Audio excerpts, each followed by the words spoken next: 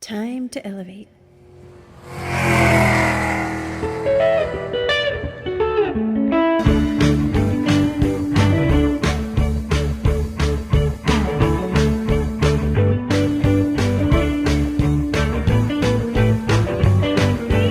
running on empty with Matt and Tony. Hey everybody, welcome to Running on Empty. I'm Matt. And I'm Tony. We've got a real special show today. One of my old high school buddies, Pete Pagano, is going to be with us. I'm looking forward to this. Yeah. And I think people are going to be interested in how people with different perspectives can talk to each other without breaking out into shouting and name calling. So let's get to that interview. Let's get to it. All right. We're really thrilled to be joined now by one of my old buddies from high school. Wow. Yes, from 1975 to 1979, our guest, Mr. Peter Pagano, he and I went to Archbishop Molloy High School in Queens, New York. We learned that first week that we lived not that far from each other, correct? I was living in Cypress Hills, Brooklyn, and you were in, was it Glendale, Queens? Glendale, Queens, just right across the cemetery from. I had to cross a cemetery to get to Pete's house. It was our equivalent of the woods. Yes, it was. Wow. We lived about a mile. We were about a mile away from each other, right? Yeah, and probably worlds apart, really, in some ways. Yes, exactly. And so we went to Archbishop Molloy, which at that time was an all-boys high school. Right. Which probably explains our lives better than anything else. Yes, probably. And now today it's co-ed. I think they went co-ed like 20 years ago. That sounds about right, yeah. Yeah. In fact, Pete and I, was it last November? Last November, we went to our 40th high school reunion. Correct. And, not to pat us on the back, but at least, you and I have, we've kind of kept the weight down and, yes. That wasn't true for all of our old buddies. My goodness, no. You're right, not to pat ourselves on the back, but I look, you look at some of these guys and my goodness. What happened? He's 20 years older than us. Yeah. We're already old enough. Yeah, exactly. Now, I want to tell our audience a little bit about Pete's background. So today he's a senior analyst for a defense contracting company. He spent 30 years as a Navy officer, and he retired at the rank of captain. His career highlights include being commanding officer of a guided missile frigate and Commodore of a squadron of ships. He's a published author of articles addressing Navy readiness issues. He's got a master's degree in foreign affairs from Salve Regina University in Newport, Rhode Island. And he had Catholic education just like I did, K through 12 and university. Yeah. Right? So. Yeah, literally kindergarten through graduate school. Now, before we get into politics, I want to talk a little bit about your Navy background here. Now, correct me if I'm wrong. When we were young in the early 80s, a movie called An Officer and a Gentleman came out. And as I recall, you just loved that movie. I did. I certainly did. Now, was that the movie that actually got you to be thinking about becoming a naval officer? Well, actually, no. It started before that. It started well before that. However, seeing that movie and that movie kind of crystallized for me and public, made public what I was feeling inside. So I'm like, this is great. Here it is, this blockbuster film and saying how cool it is to be a Navy officer. So it kind of validated, I guess, what I was already thinking. Now, what was it before that? What was it before that got you thinking about military? As you know, I'm the youngest of three children by, many years. I mean, there's 10 years between myself and my older brother. So whereas most guys our age, guys and gals our age, their grandparents may have been of the World War II generation. My parents were the World War II generation. They grew up during the Depression. When World War II came, my dad served, all my uncles served.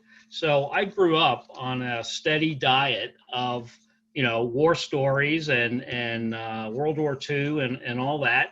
So I really kind of was always leaning towards the service. And, why the Navy? I guess twofold. My older brother, Frank, and Tony and I share older brothers with the same name, Frank. That's true. Yep. So Frank enlisted in the Navy, and he was probably inspired because our Uncle Fred, who was he was the outlier. He's the only non-Italian in the family. He was a Southerner from North Carolina. Never lost his accent. He only passed away a couple of years ago. Still had the accent. Wow. Even though he lived in New York and then Southern Florida most of his life. Anywho, so he probably inspired my brother to join the Navy, and when my brother joined the Navy, that kind of shifted my focus. Like, all right, let me check out the Navy. So that's really the genesis. And movies like An Officer and a Gentleman and Top Gun validated that direction. See, the reason why it was a little surprising to me at the time is because here's another little tidbit about Pete that people will be interested in knowing. He was a bass player in a rock band. I guess you guys were called Stonehenge. I kind of like roadied for you guys for a little bit. You did. You certainly did. And Pete had, today he's got, kind of like military style, short hair. But back then he had hair going down to his shoulders. That's right. And he was probably the biggest fan of Kiss. Yes. Especially Gene Simmons. It's his birthday today, by the way. Is that right? Oh, yep. Is that right? Yep. I should know that, but I yeah, you should know that. So at the time, and actually, this is something that is really to be proud of. Pete's band actually played CBGB's. Seriously? Wow. Yes. That is awesome. I roadied for the band that night. Oh man. It was absolutely incredible. And that was like, how would you describe CBGB's, Pete, for our audience that have maybe heard of it? They know that like the Ramones and the Blondie and all the punk rockers of the 70s played there. How would you describe that place on the inside? I was blown away by it. Dank. The first word that comes to mind is dank, followed by dark. Wasn't it like it was like the ultimate dive bar? Yes, it was. I mean, were they like not like picnic? Would you call it picnic tables in there? Remember they had those huge. It's funny. I don't remember the picnic tables. I remember black. The walls. I think everything was black. I think the walls were black. Yeah. And uneven wooden floors. But black is the first thing that comes to mind. It's like the overwhelming image of that. Can I tell the story of that? Yes, please do. This is a good one. So we played original music. We started out as every other garage band playing cover tunes, and we were getting pretty good at that. But myself and the other founder, Doug Petricat, who actually went on to be a professional musician, we decided, hey, we want to write our own stuff. So we were writing our own originals. And as a result, not getting a whole lot of gigs. So we did have the opportunity, though, to play open mic night at CBGB's. And it was a Tuesday night, if I remember correctly. We didn't go on until 2 a.m. Oh. And we were maybe 2/3 of the way through our set. Everything was going okay. And then all of a sudden, this drunk individual jumps on stage. Yeah, I remember this. starts just pacing back and forth. So we're kind of looking at each other. We're looking at Tony. We're looking at our other friend Manny, who was kind of the self-appointed manager of the band and the roadies. And he's signaling us from the back of the room, keep playing, keep playing. So we continue to play. The guy is getting belligerent. He starts screaming into the mics. He's knocking down mic stands. So the manager comes over to the edge of the stage, initially tries to reason with him. The guy, I think, tossed his beer in the manager's face, at which point the manager clocked him over the head with a beer bottle. He goes down. Doug and I look at each other and just say, we're done. We stop playing. We walk off the stage, never to return. And then as we're walking out, so we're breaking down our own equipment with the help, of course, of Tony and Manny. I'm walking out with the head of my bass amp cradled in my arms. And remember, the floors are uneven, right? I happen to jostle myself into somebody walking past me who wheels around into a karate stance with these glazed eyes. And, I apologize profusely, walk out, realize I left my jacket in there, but was not going back. And we hightailed it back to Queens. Wow. Wow, man. Wow. I did not see when I watched the movie CBGB, I did not see that segment in the movie, but oh man, to just to have been there would have been fantastic. Wow. Oh, it was a great experience. It was an experience I feel so fortunate to have had. Well, now I teach the rhetoric of rock and roll, and I always have this like CBGB story to tell my students. That's great. By the time I get to the story, I've like shown them a little video about CBGB. I build up the aura of this place as this ultimate, this ultimate punk place. Oh, and by the way, I actually was a roadie for a band there one night.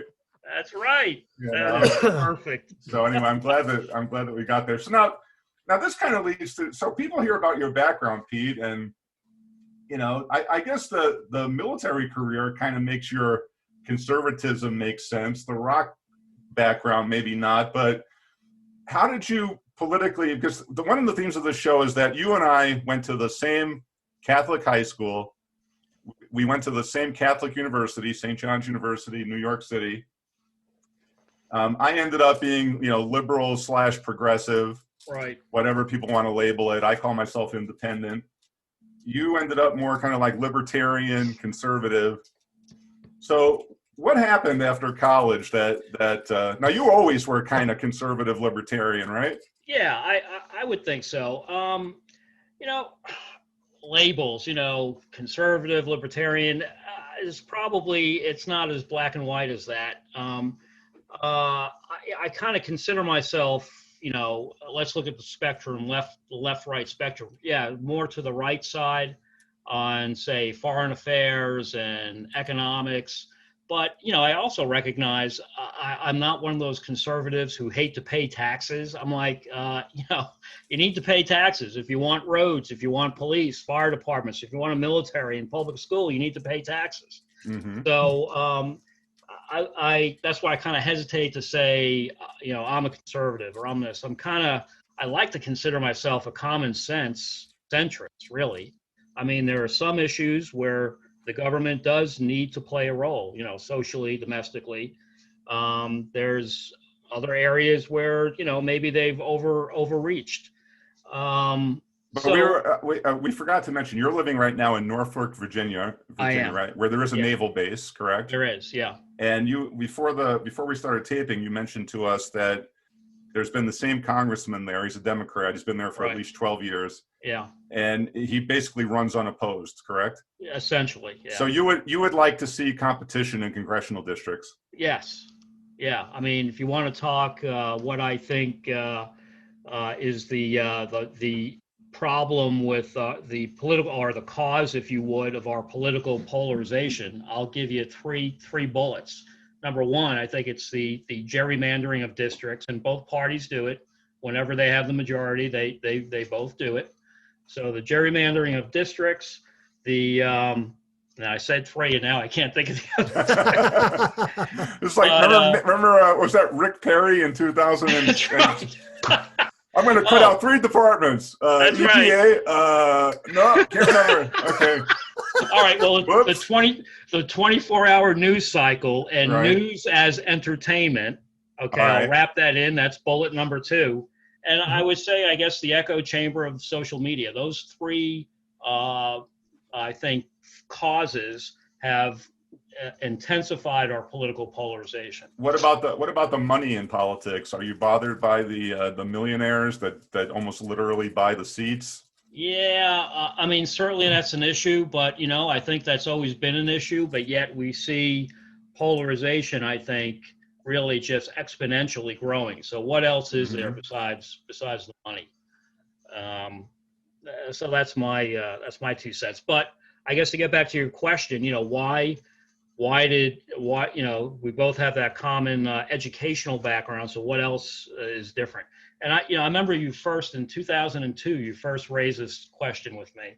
And it kind of got me thinking too. It's like, all right, so yeah, why are we different? And number one, like I said, I bet you if we're not so different on every topic. But so what are the other variables, I guess? If the education was the constant, what were the other variables that caused the shift? So I'm answering your question with another question. Well, I think me obviously being in academia, where we're all about searching for the truth. I think Can you handle the truth, Tony? Yeah.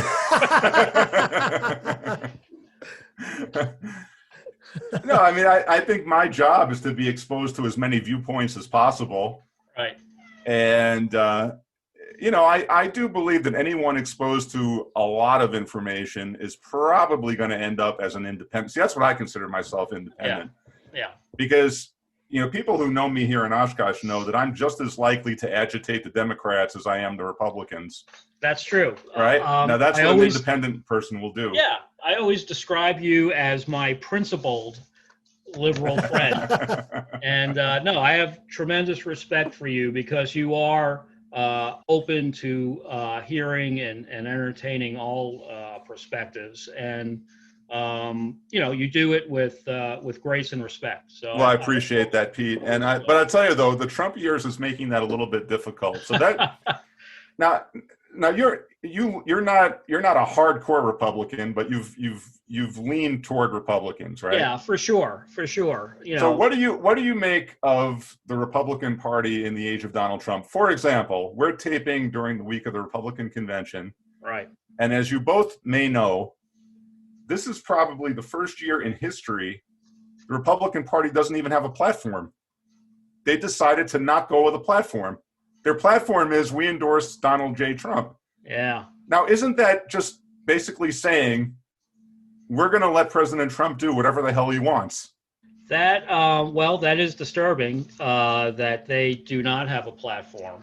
I mean, we know the platforms get ignored all the time. Well, yeah. By the party. But having said that, it is a good debate among members of the party. It is. And so, I mean, I'm pleading ignorance here. So they literally are not going to promulgate a platform during the party. Right.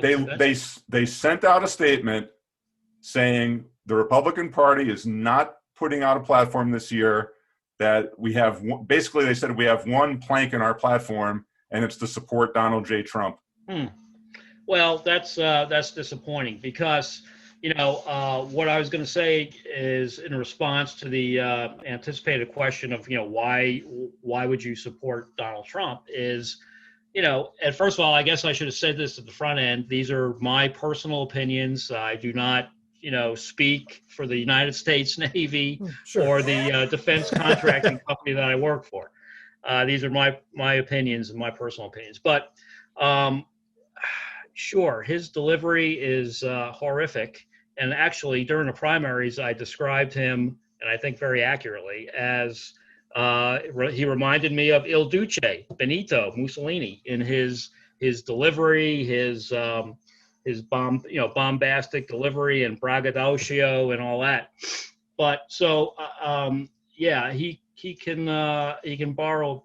He should be able to read that book, How to Win Friends.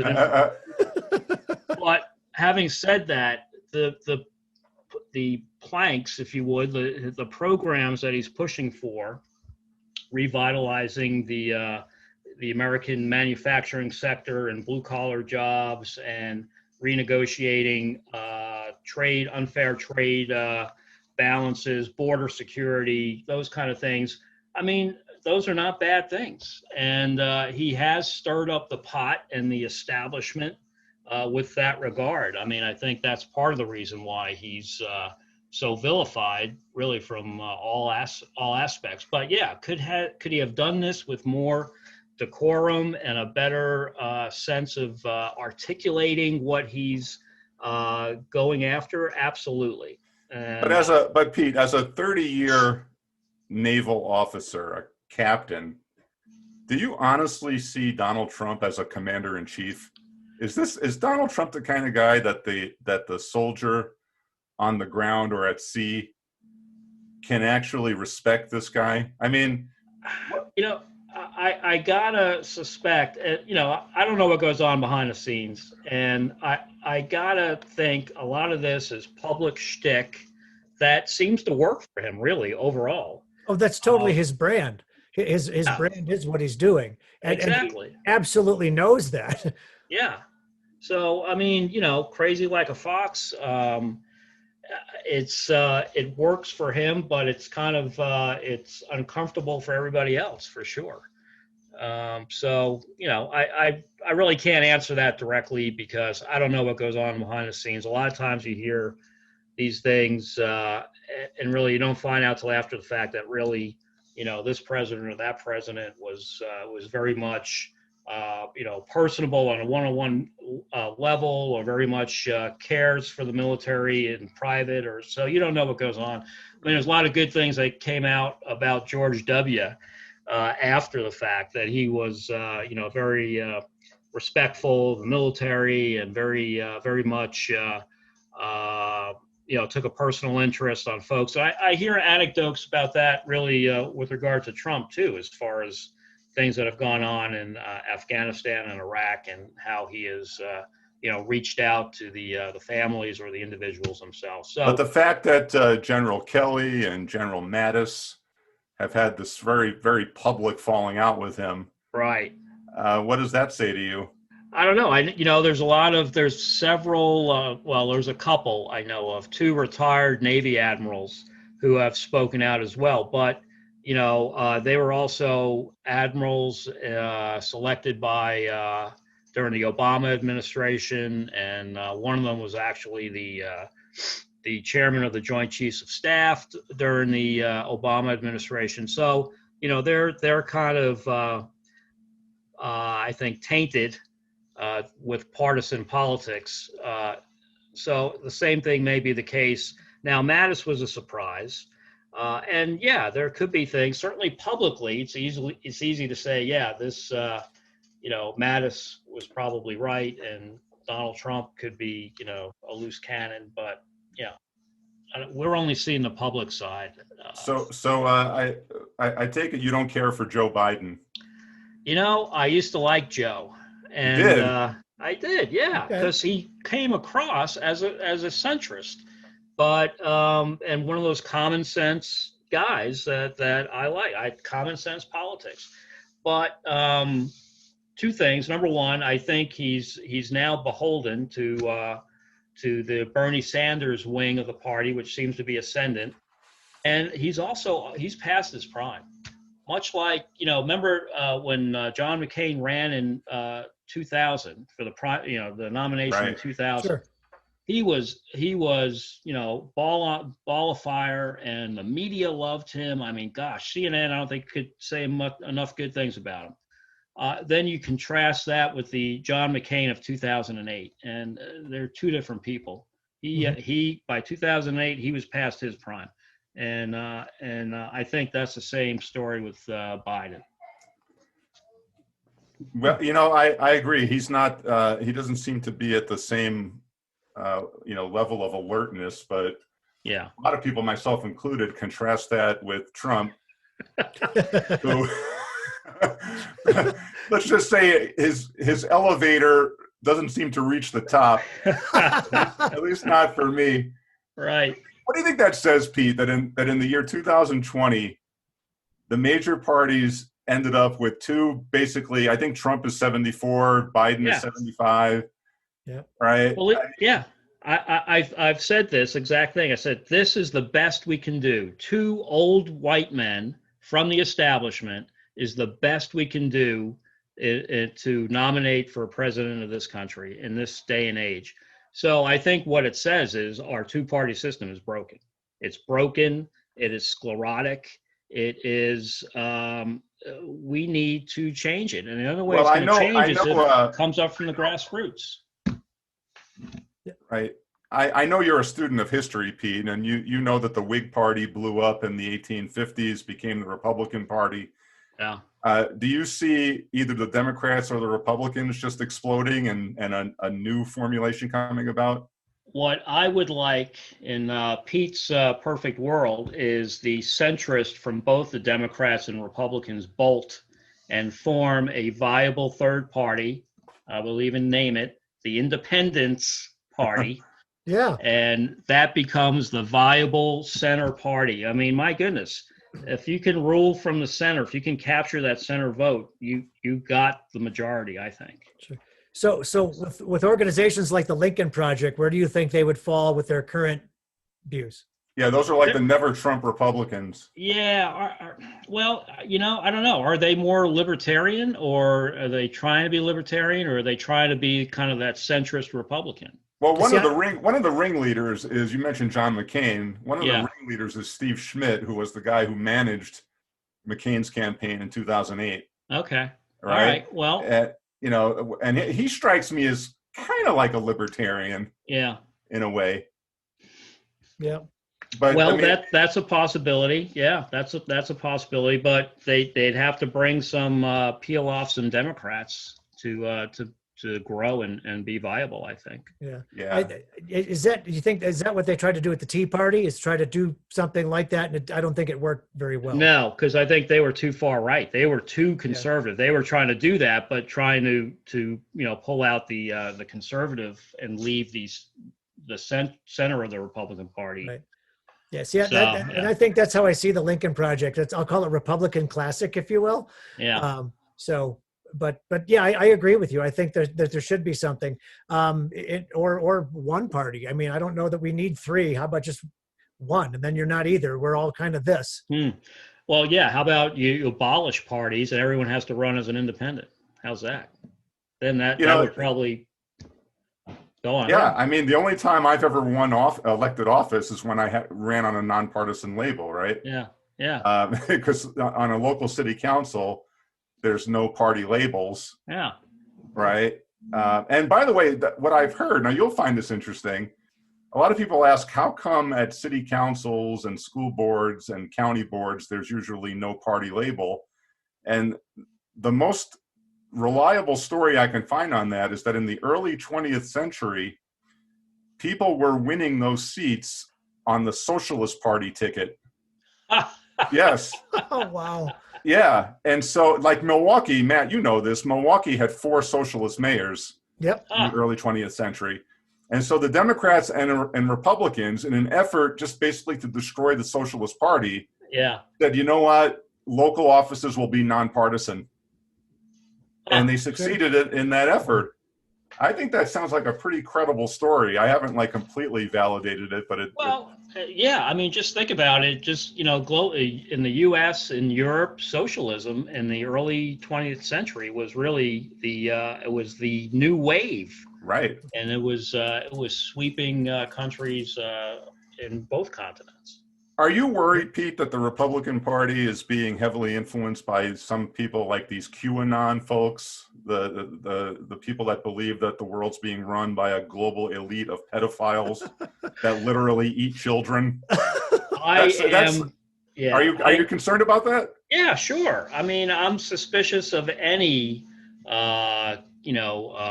conspiratorial organization like that, and really any organization that's too right or too left, any extremist organizations, I am inherently suspicious of. It's not American. But are you bothered that the president won't basically disown things like QAnon? He basically says, "Oh, I don't know enough about it." Well, I was about to tell you the same thing. I don't know enough about it. But he's actually retweeted things from QAnon accounts.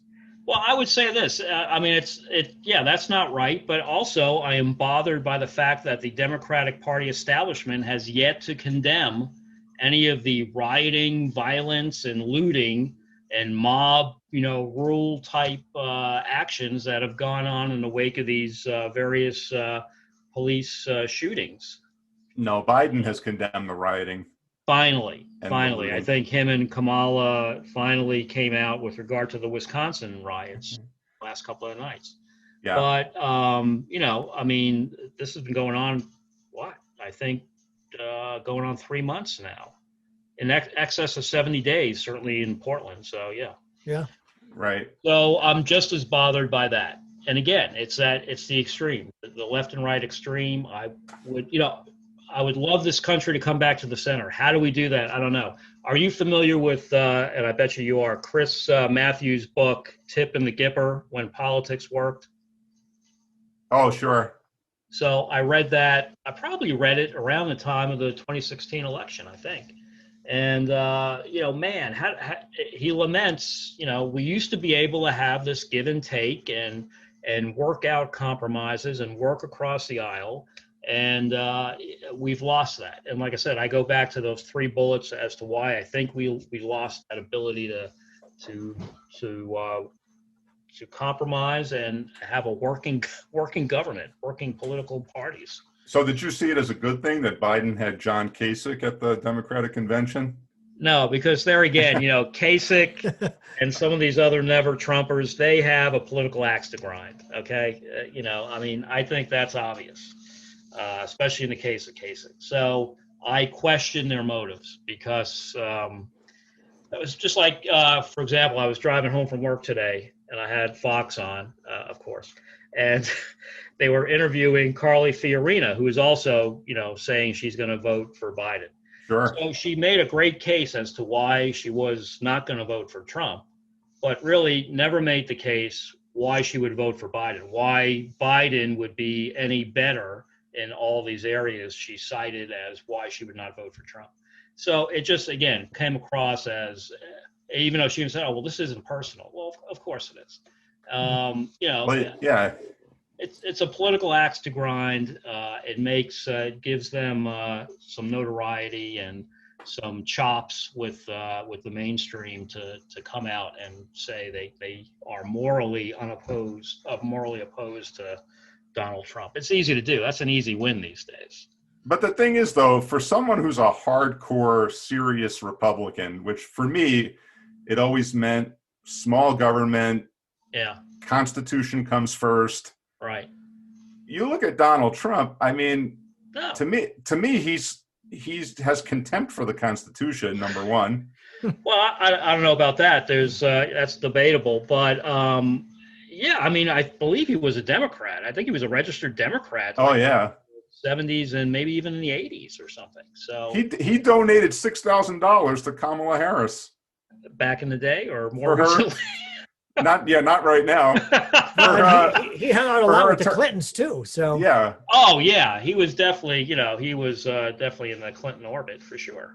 Well, his argument was that the system was so corrupt, he had to contribute to everyone for his business. Well, right. And so his argument in 2016, which a lot of people found persuasive, was because he had participated in this corrupt system, only he could clean it up. And here we are now, 4 years later. To me, the swamp looks deeper than it's ever been. And he has done a lot for his rich buddies. I think it's a real stretch. Like I had to laugh the other night at the Republican convention when they had a farmer from Wisconsin who was talking about all these great things that Donald Trump has done for Wisconsin's farms. Yeah. We lost family farms last year at a record rate. The suicide rate among farmers in this state is obscene. Farmers are struggling tremendously. Right. What do you attribute that to? Well, I don't think that his policies have helped. Right? I mean, seriously. I mean, I think both parties have failed. Yes. 100%. Yeah, they have failed rural America. Yes. I think they have failed manufacturing workers, right? Yeah. Again, I think Donald Trump in 2016 had a really great pitch. Right. Right? I don't see that his policies have actually changed the reality on the ground for people. But what he has done is he has started this culture war. Well, he didn't start it. The reason why he was inflamed successful. it. The reason why he was successful in 2016 is because he put the spotlight on that culture war and, gave voice to what a lot of average folks were thinking and feeling threatened by. So that's why he won in 2016. So yeah, so you're right. I mean, he's part of this establishment, part of this two-party machine, and you can say probably he's an opportunist in that, he was a Democrat, now a Republican, but what he really is he's Donald Trump, and he's running to be Donald Trump, not, to make America necessarily great again. And again, this is my opinion, and I could be wrong, but it does seem that way. And I think that, to get to your point about some Republicans, diehard Republicans who fundamentally oppose him, it probably lies, those who are sincere about it, it probably lies in that area where, they view him more as an opportunist than a true Republican. So. Well, I mean, during the Clinton years, right, we kept hearing from the Republicans, Bill Clinton is a man of bad character. Character matters. Right. And then all of a sudden with Mr. Trump, they suspend all that. It turns out character doesn't matter. You can't have it both ways, right? Pete, we know you got to go soon, but I want to just close out with a question here. Like, do you have hope for the future? I mean, do you? I have concern for the future because because we didn't mention at the beginning, you're a grandfather now too, right? I am, yeah. I have two granddaughters, one 4 and one almost 1 year old. So, wow.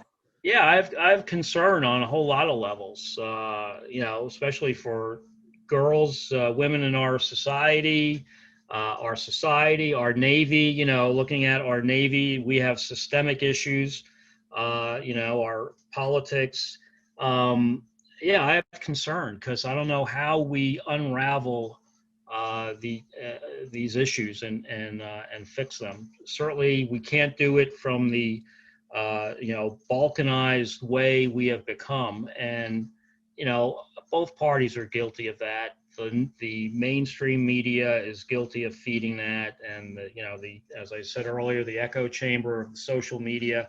All these, I think, are causes that play into here's a phrase I coined in the mid-90s, the balkanization of America.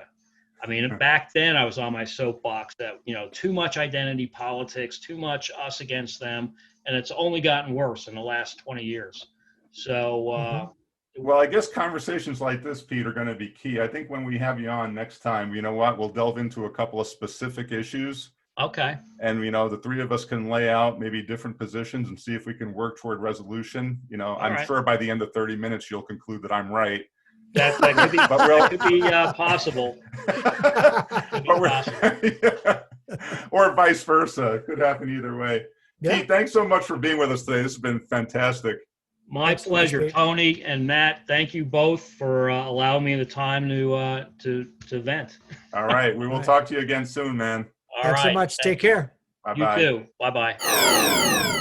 Wow, Tony, I thought that was a fantastic interview. Yeah, so did I. I mean, a great example of how you really can disagree without being disagreeable. Absolutely. And, and when we have Pete on again at some point, we should delve into a specific issue and see if we can work through an issue, maybe demonstrate for the world that absolutely, people actually can sit down and work stuff out when they're not being bullied and pressured by special interests.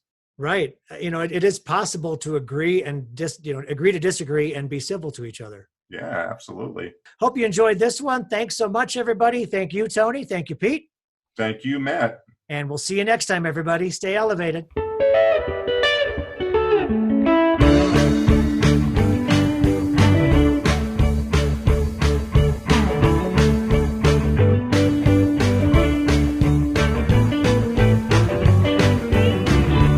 You're running on empty with Matt and Tony.